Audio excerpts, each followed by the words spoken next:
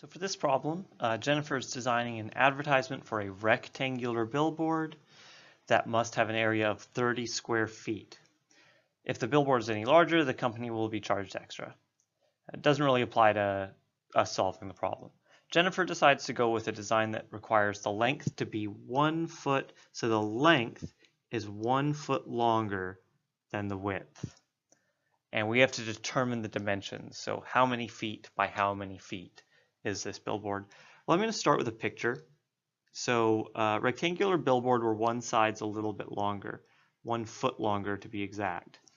And so this would be our width and our length, or those could be reversed, but knowing that the length is 1 foot longer than the width, I'm going to make the length that longer side.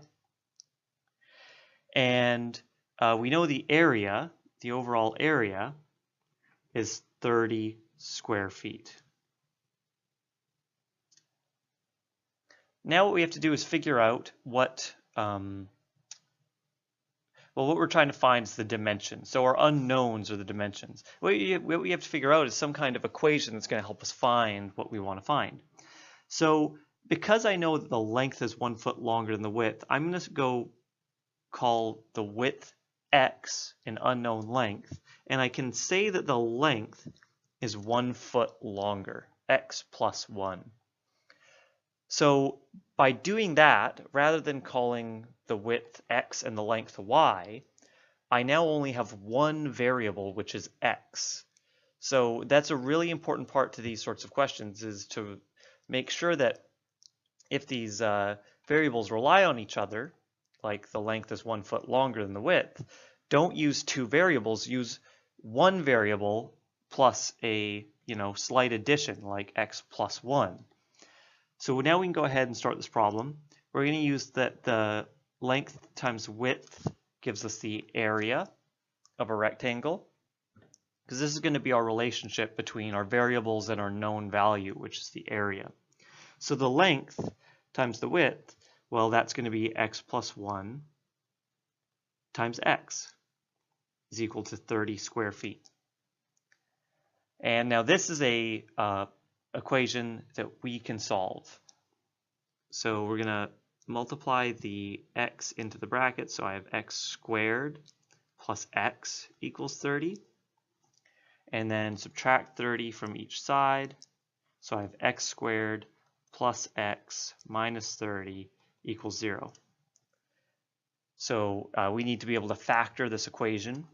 So looking for two numbers that multiply to negative 30, add to plus 1, that's going to be plus 6, x plus 6, and x minus 5 is equal to 0.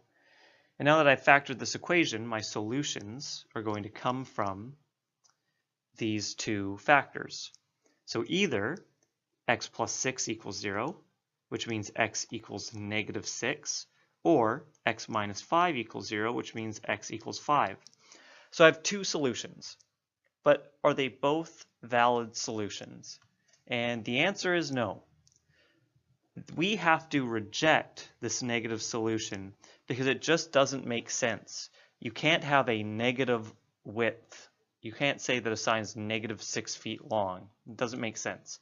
So we have to reject one of our solutions, which means that we only have one valid solution to our equation. And for the sign, that means that the width is equal to 5 feet, because x was representing the width, and the length is equal to 5 plus 1, or 6 feet. And so what I'm doing here is I'm answering the problem that was asked in this question, which they asked us to determine the dimensions. So make sure that you always answer the question that's asked of you. Don't say x equals 5 as your final answer.